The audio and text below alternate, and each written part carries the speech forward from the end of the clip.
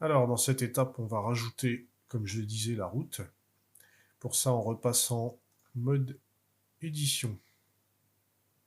Donc, vous voyez qu'on a gardé nos faces masquées, hein. Bon, vous pouvez les réafficher si vous voulez. Pour l'instant, on va rester comme ça. On va travailler essentiellement sur cette zone-là. Je fais Alt A.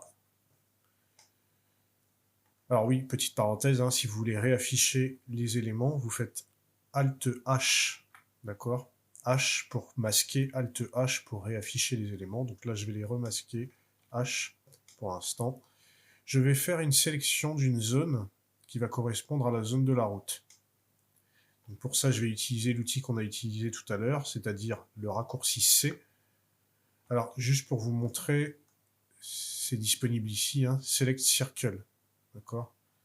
Donc le mieux, c'est de passer par le raccourci, ça permet d'activer et désactiver très facilement l'outil, sinon vous êtes obligé à chaque fois de resélectionner un nouvel outil ici.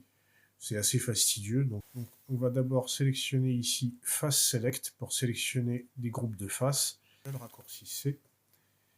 Et je vais peindre des zones comme ça, à peu près sur cette largeur-là. Donc là, je maintiens la touche, le clic gauche du clavier. Hein. Entrée pour valider. OK. Alors là, vous voyez que on a du relief. Pour avoir une route, il va falloir aplatir cette zone-là. Pour aplatir cette zone, je vais partir d'un scale. Hein. C'est une technique qui est peut-être pas forcément intuitive. Donc on fait S, Z, 0. S, Z, 0. Entrée pour valider. Et là, vous voyez, toute votre zone sélectionnée va s'aplatir.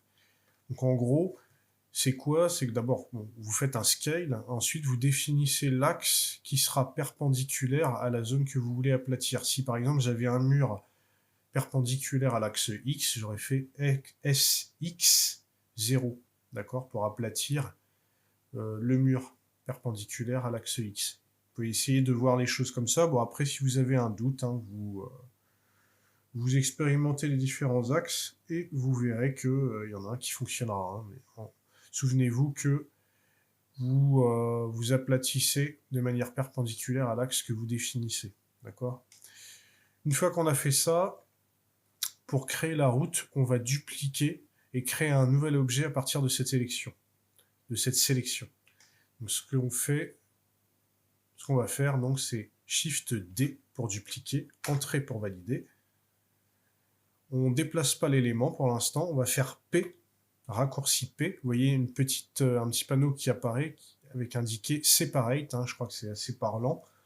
Separate quoi? Bah, la sélection, on va séparer, on va extraire la sélection de notre objet actuel pour en faire un objet à part entière. Donc je clique sur Sélection, et là vous voyez que vous avez votre sélection qui change d'aspect.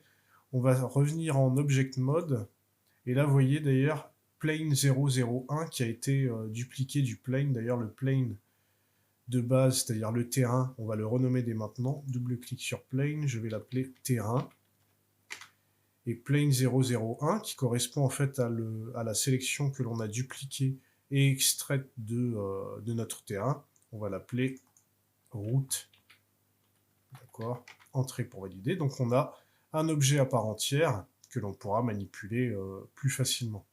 Je sélectionne ma route, je passe en Edit Mode, je fais une sélection globale raccourci A, et je vais faire une extrusion pour donner de l'épaisseur à la route. Donc je fais E.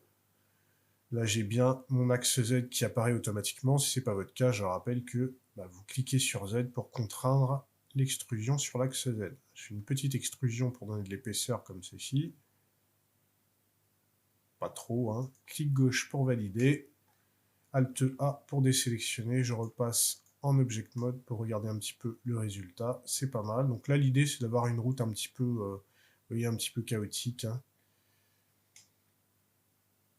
Donc moi, je crois que j'avais rapproché sur mon... Non, je l'avais éloigné du bord. Hein. C'est très bien comme ça. Une fois qu'on a fait ça, on va rajouter des petites bandes, hein, des marquages sur la route, évidemment.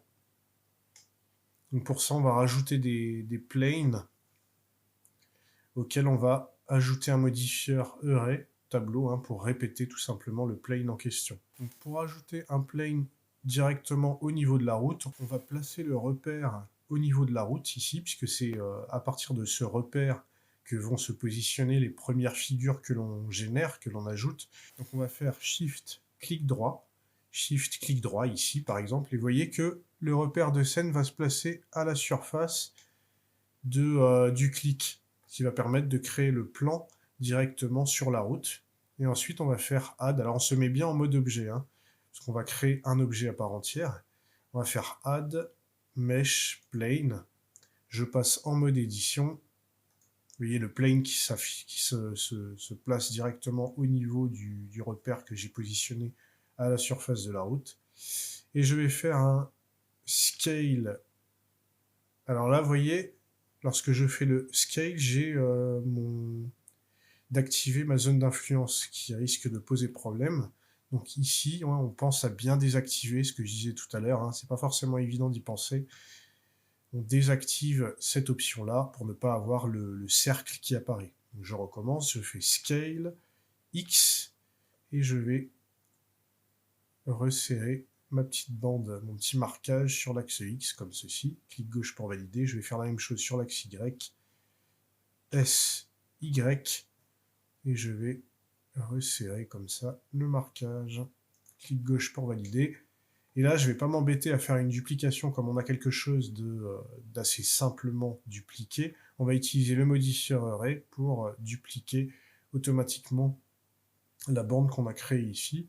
Donc pour ça, on fait add modifieur array, d'accord. Et là, je vais dupliquer donc ma bande sur l'axe Y. Donc dans les options ici, on va en mettre plusieurs déjà, mais pour l'instant, on va garder une duplication à 2 pour bien positionner l'élément. Donc factor X, je mets 0, parce que je ne veux pas de duplication sur l'axe X. Et factor Y, on va mettre 1, 2, pour voir. 2 correspondant à l'écart équivalent à 2 fois la taille Y de mon élément. Donc une fois, 2 fois, ou plutôt un écart en réalité. C'est un déplacement d'une étendue Y, un deuxième déplacement d'une étendue Y. D'accord. On va peut-être faire 1.5 pour voir. Donc la moitié, ça devrait aller. Donc là, on peut partir là-dessus. Et à partir de là, une fois que je suis OK sur mon écart et sur ma direction de duplication, j'ai plus qu'à augmenter le nombre d'éléments à dupliquer. Donc là, au niveau de count, je vais mettre 3, 4. 4, ça devrait suffire. Voilà. OK. Donc là, je dézoome avec la molette.